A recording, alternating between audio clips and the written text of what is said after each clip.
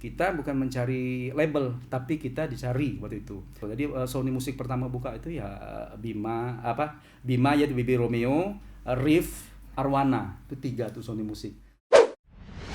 Standby, rolling bos. Bang Ian Arwana, grup band legendaris dari Kalimantan Barat. Tahun berapa bang waktu bentuk itu ya, Arwana? Arwana itu terbentuknya tahun 90-an ya. 90-an. Kalau ada recording itu kita sih 96 97-an. 96 97. Abang mendunia itu tahun berapa sih? Arwana? Saya belum lahir kayaknya bang. Dunia. Ya sekelas YouTube gitu. Tahun berapa bang? Saya belum lahir kali bang. Udah. Enggak lah, 97. Oh 97 udah. Saya 89 bang. Berarti masih kecil. 89. Mukanya 89 tuh kita baru hijrah ke Jakarta tuh. Bang ceritalah dulu waktu jadi anak band, pacarnya banyak nggak? Pacar. Zaman dulu apa? Kalau bukan pacar sih fans kali. Fans. Kalau fans sih ya namanya kita sebagai public figure ya, kita pasti ada aja. Nah sekarang yang membuat saya itu terkesan itu fansnya Arwana tuh kok masih ada yang SMP. Zaman sekarang kan jauh tuh. Bener. Dari zaman apa namanya. Tapi lagu abang tuh kan memang masih kalau, booming sampai sekarang. Ya alhamdulillah kalau lagu-lagu itu tuh kan kenapa ya masih melekat gitu kan. Alhamdulillah dari kalau kita kalau menulis lagu itu satu karya itu memang terpikirkan. Jadi karya itu berbicara sendiri. Iya. Dia punya roh gitu loh. Jadi karya itu bisa didengar oleh para pemirsa jadi sampai dia melekat gitu loh. Dia lagu itu satu nuansa yang punya apa ya, punya nuansa jiwa. Yang punya jiwa yang makanya aku bilang tadi punya roh. Jadi soulnya tuh nyampe ke mereka gitu. Sampai sekarang masih terngiang-ngiang. Lagunya nggak susah tapi ya itu mungkin juga pengaruhnya juga promosi waktu itu zaman itu boomingnya itu. Tapi penyanyi zaman dulu bang, tapi penyanyi zaman dulu memang karyanya keren-keren bang. Kalau sekarang kan cuma booming sesaat gitu ya, cepet gitu, hilangnya. Banyak faktor sih sebenarnya. Oh gitu bang. Banyak faktor. Kalau kita lihat lagu sekarang juga bagus-bagus.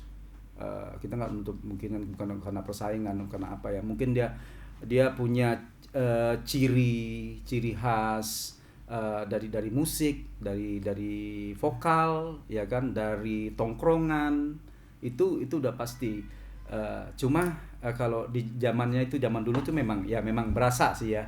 Iya. Mungkin ada perbedaan di penulisan lirik apapun. Sebenarnya juga sekarangnya bagus-bagus. Ada beberapa, tapi karena munculnya itu mungkin karena zaman sekarang itu lebih mudah dan lebih banyak. Benar. Zaman dulu kita belum ada ini medsos, kita nggak main ini kan. Sekarang kan zaman abang sekarang. Tuh angkatannya siapa bang? Kalau yang sekarang masih? Angkatan kita tahun 97 Dewa ya, banyak ya termasuk dulu tuh Riff. Oh iya Riff. Bima itu Baby Romeo dulu yang lagunya Dua Hati. Oh iya. Terus ini Sony Music ya. Memang kebetulan waktu itu abang dulu Sony Music pertama buka di Indonesia ya, Sony Music Indonesia oleh Pak Yan Johana itu lewat kita rekaman waktu itu. Ini cerita dulu ya, kita masih rekaman itu waktu itu di barengin sama musisi senior. Produser kita dulu tuh Pak Yongki namanya, Pak Yongki ya. Kita bukan mencari label tapi kita dicari waktu itu. Kebetulan kita ini udah masuk. Jadi Sony Music pertama buka itu ya Bima yaitu Baby Romeo, Riff, Arwana, itu 3 tuh Sony Music. Arwana dulu namanya tuh kita main cafe to cafe ya. So kita main di Setiabudi Building. Pertama kali tuh di situ ya mainnya di sini itu kan banyak kita main cafe ke cafe. Jadi ketemulah dulu tuh, yuk kita bikin yuk katanya. Bikin apa dulu nama itu?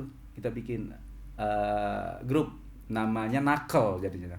Ini kisah apa nih Bang? Ini kisah-kisah sebelum kita bikin Arwana. Nah, kita ketemulah di situ tahun apa ya, dari tahun kira-kira 94-an 95-an gitulah. Kita udah gabung, kita main, jadi kita main kafe to kafe. Ya itu ada vokalnya tuh Reza Artamevia, ceweknya. Oh iya. Ya emang kita berenam tuh. Aku mau tanya lagi Bang Ian.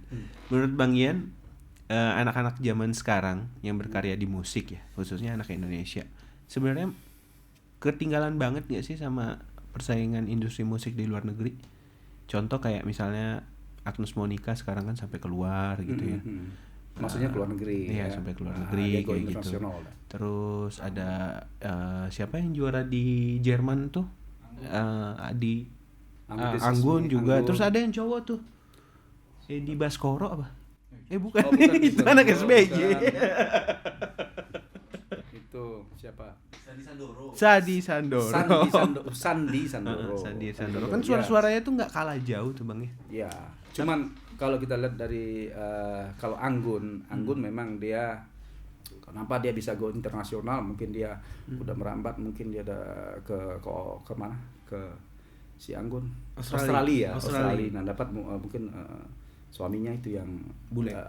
Dia musisi juga. Oh iya, musisi juga suaminya. Musisi mungkin sama Anggun. Jadi dia mungkin waktu pacaran waktu itu dibawa lah sana dia. Jadi dia sempat boomingnya bukan di Indonesia, di sana. Kayak Abang sekarang dari nasional sekarang udah fokus di daerah, apa karena memang Abang sekarang faktor usia ya kan? Udah nggak mampu kena angin gitu ya. Enggak juga sih. Jadi itu kenapa Bang sebenarnya?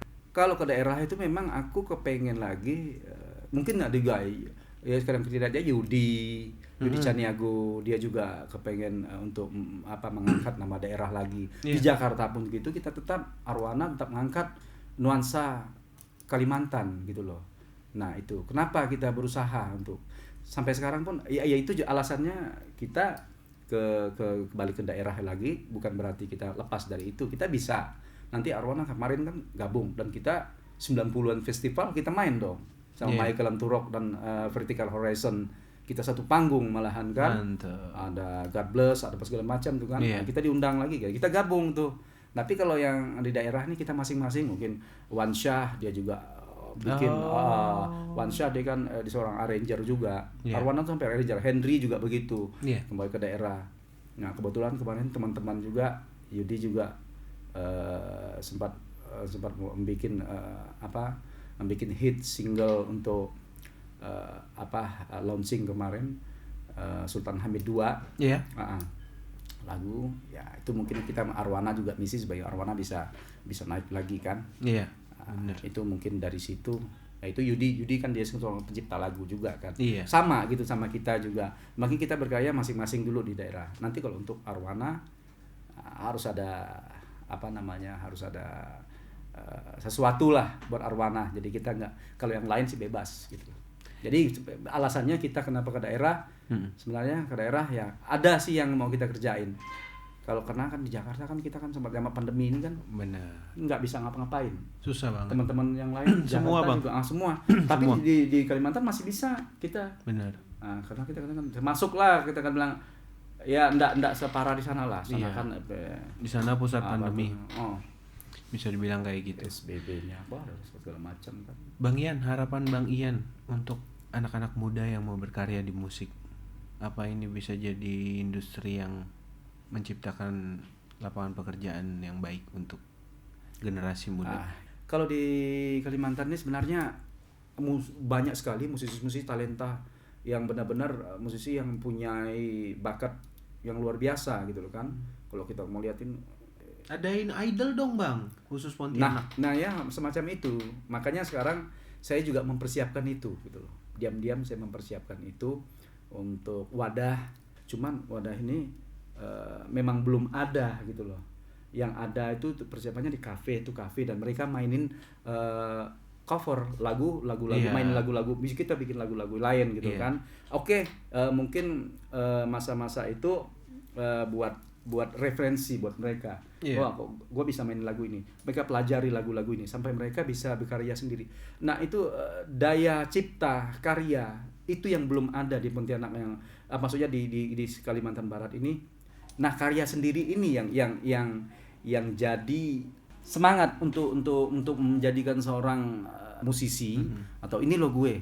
Nah, bikin lah. Ya itu jarang gitu loh. Mungkin belum nggak ada yang ngedobrak ya tapi yang ngikutin juga belum ada gitu loh. Tapi nah, sayang sekarang mereka mainin lagu lain tapi mereka nggak siap lagu sendiri, mereka banyak main cover karena kan ngetren. Nah sekarang ngetren cover ya cover gitu.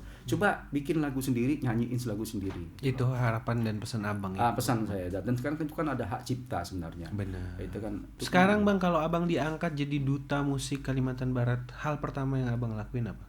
Ya hal yang saya lakuin ya itu mengembalikan daya cipta. Daya cipta untuk seseorang musisi. Iya.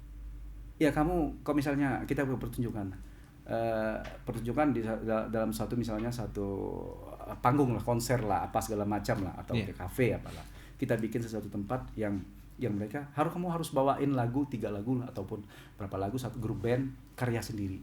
Mantap. Karya sendiri, harus bawa karya sendiri. Nanti misalnya satu malam ada 5 atau 6 band. Yeah. Kalau di Jakarta ada namanya tuh di sana tuh namanya Wapres, warung apresiasi. Tempatnya biasa aja. Mungkin tempat itu kita bisa garap dan kita rekam, nanti kita seleksi lagi. Kalau misalnya nampil di weekend, kamu kamu bisa main ya. Nah, ini penontonnya banyak gitu loh.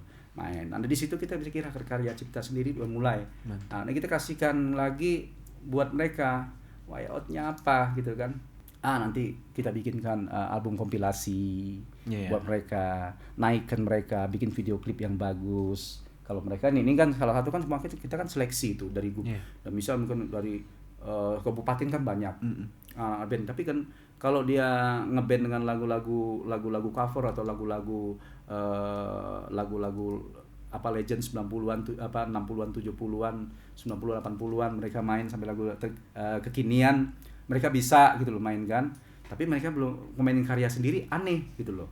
Karena mereka belum apa sih, ngerasa nggak pede sih bang mungkin. Iya, karena mereka mainin itu juga tidak belum lama untuk mereferensi lagu-lagu yang lain. Jadi karena mereka mainin aja, tapi mereka belajar nggak mereka? Ini kok bikin lagu nih berapa lama ya satu lagu ya? Bener. Kok bisa ngetop kayak gini ya lagu? Oh jadi mereka tuh mungkin abang lihat langsung ke jadinya, jadinya prosesnya. Mereka enak lagu ini mainin. Padahal harusnya mainin. Mereka coba perform, mereka sebagai pengamen musisi ya. Jadi harapan abang pinginnya tuh anak-anak muda tuh mempelajari, proses mempelajari dia satu dari lagu yang dimaininnya, misalnya lagu apa gitu. Abang sendiri berapa tahun bang bermusisi?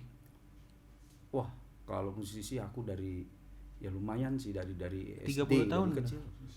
Umur abang berapa sih sekarang? Baru 20. Saya udah berusaha mancing, ternyata abang tidak mau terbuka. Tapi abang awet muda. Iyalah. Sama ini bosnya Pemret kurang lebih lah gitu. Berarti itu ya tadi Abang Ian, makasih banget waktunya bang, udah mau hadir di podcast kita. Semoga ini bermanfaat buat adik-adik semuanya. Terima kasih. Terima kasih.